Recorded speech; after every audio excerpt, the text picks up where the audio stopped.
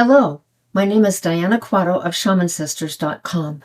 My mission is to bring the ancestral and cosmic wisdom of the Americas into everyday modern life to help you reclaim your soul purpose and remember who you are, why you're here, and where you're going as you face life's challenges. A few weeks ago, I began a new series on oracle cards and how to use them. I introduced you to what oracle cards are and also to my brand new oracle card deck, the Sacred Circle Spirit Animal Oracle, which is based on the North American Sacred Circle or Medicine Wheel.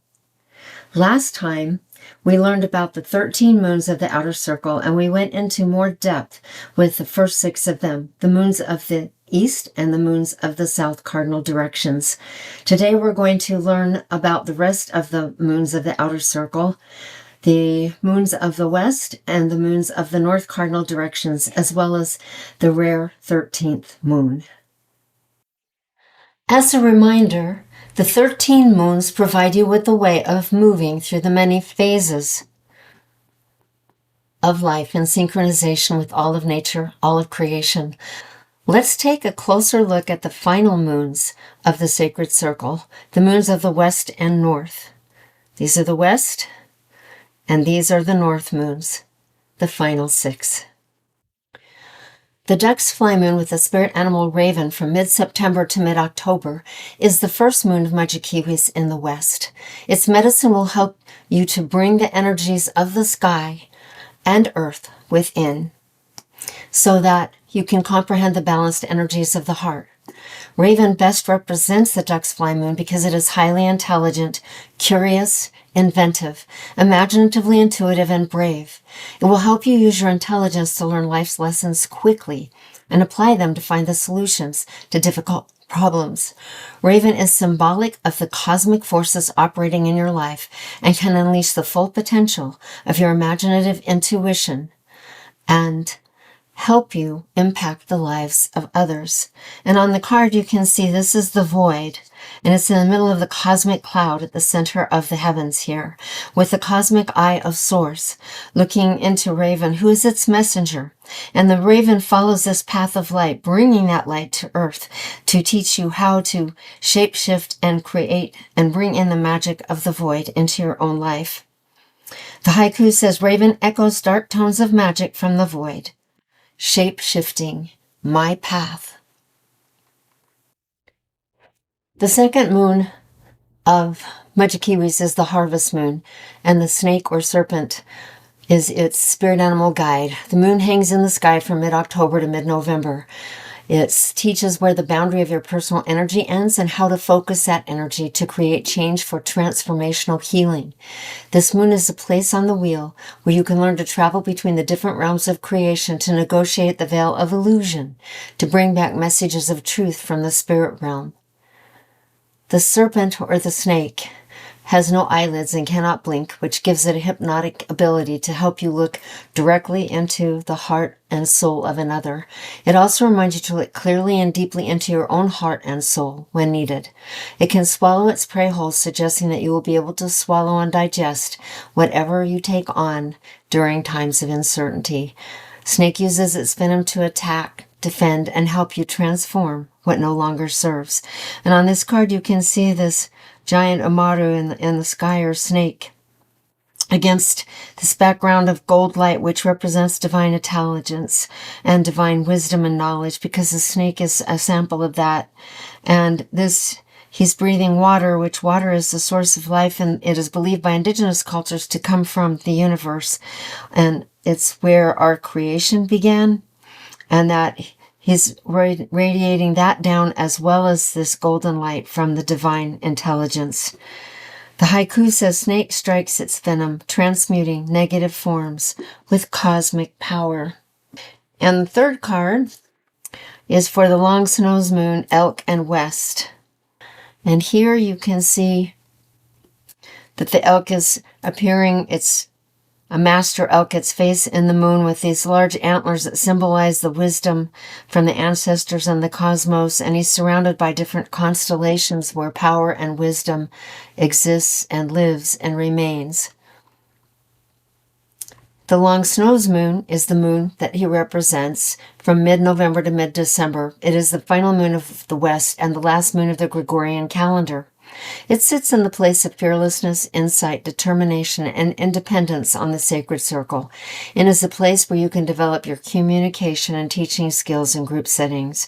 The elk is a spirit animal that speaks for the long snow's moon. It embodies majesty and power. The majesty of elk allows it to teach you how to make a positive, lasting impression on your surroundings when you feel invisible or unimportant. Elk also signifies confidence, determination, and inner strength. It can help you go the distance throughout life despite the challenges because he has a lot of stamina. And here you see this large cosmic elk looking over other elk and dropping down light and stars on the earth. And this river here is a path. And the haiku says, elk crosses my path, bridging my light energy to go the distance. And in the distance, you see this human following that path to the light, towards the moon, towards the cosmos.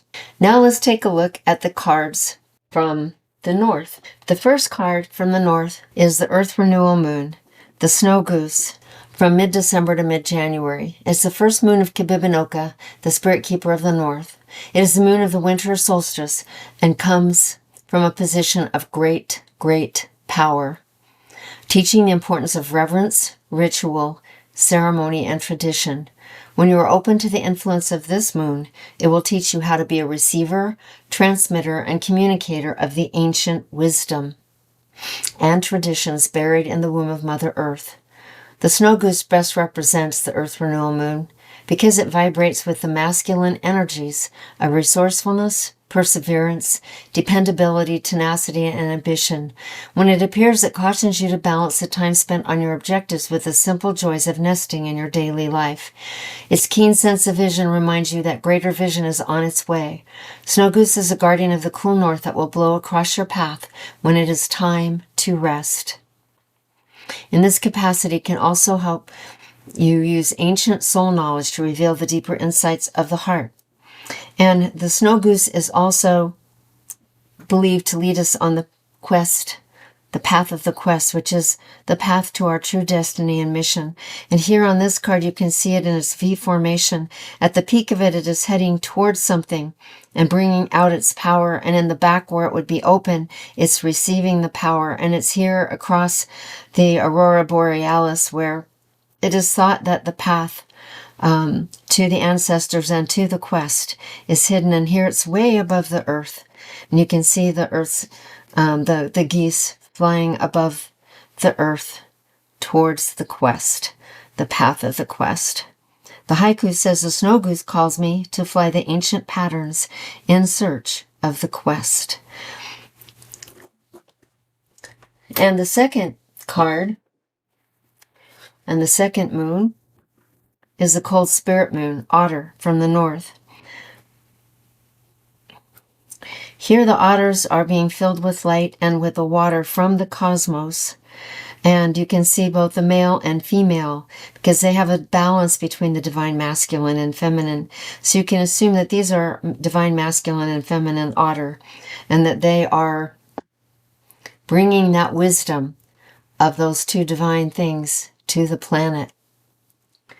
The cold spirit moon is its moon from mid-January to mid-February. It is the second moon of the north, where you can discover the playful, gentle, clever, and inquisitive aspects of your nature. It can teach you how to excel at communication of all types, and it can teach you the value of humanitarianism in your dealings with other creatures and with human beings. The otter is one of the most loving, noble, and playful creatures in the wild. It depends upon its connection to the water and spends most of its time eating, swimming, playing, birthing, or raising the young. Otter speaks of diving deeply into the self to bring soulful wisdom to ordinary experiences. And here you can see it goes from the high point of the cosmos with this, the magic mountain, we'll call it, because there is an indigenous teachings of magic mountain that contains all wisdom and the light that's in the water itself, bridging that gap. The haiku says, the playful antics of otter brings balance to a chaotic world. And the third and final moon of the north is the bony or hunger moon with the wolf as its spirit animal guide. It is the moon from mid-February to mid-March, and it's the final moon of the north and the 12th moon on the outer circle. The moon of intuition, ritual, and fasting, followed by ritual celebrations for departed ancestors. It will teach you about the mysteries, your natural power, natural medicine, intuition, and the depth of your psychic abilities. And of course, the wolf is the spirit animal that best represents it. It is thought that the haunting melodic call of the wolf is directed to the moon and is thought to be a source of divine spiritual communication to our cosmic origins. Wolf is a symbol of the moon's feminine powers of intuition, inspiration, emotional healing, renewal, self-discovery, and of the divine cosmic wisdom of the stars. And here on the card you can see him in a vortex in front of the moon with constellations surrounding him in a circle, pouring down its light as it howls to the moon into our cosmic origins and passes it on to its descendants here in the small wolves on the planet. And especially this one baby wolf here is receiving all of this wisdom and all of this guidance. And the card says, I see through amber wolf eyes, the moon lighting the pathway to the stars. And here we see the constellation of Orion. This would be Sirius, the dog star, over here, because it sits just opposite its first star in its belt. And down here you see another one of the constellations that are part of our points of origin. And it's thought that Sirius is the planet that sits closest to the great central sun from which we originally came. So this is the 3 moons of the north. And now we're going to move on to the final moon, which is the 13th moon, which is an epic moon. And you've seen this card before. The 13th, or sometimes it's called the blue moon. It occurs approximately every 2.5 years on planet Earth when 2 moons appear during the same month and is influenced by the spirit keeper from the cardinal direction in which it appears. So in this case, the next full moon is happening this year in this month of May. So it will be influenced by the flower moon from the month of May and its spirit animal and all of the powers that influence that. But also, the 13th moon is very epic and it influences other moons too. So when you're under its influence, you may find yourself in a time where you feel restless, a time where your former beliefs or actions no longer seem relevant. The 13th or blue moon is also a herald of change, bringing epic transition, signifying a time for questioning everything you might have believed previously. When you hearken to its challenges, it promises deep, lasting changes on all levels of your being that will place you in synchronization with the voice of Mother Earth that will create epic vision for you. And on this card, you can see the primary grandmother moon surrounded by several different moons. There's actually 13. I chose 13 to represent all 13 moons of the outer circle and is the outer circle. But this is a cosmic circle and it creates a great portal that we can go through to the moon and through the moon to any place on the outer circle or on the planet or even in the cosmos. And it's dotted with the cosmic colors. This is almost like the path of the Milky Way and cosmic violet with the violet flame and the purple ray of great transformation what the 13 moon represents.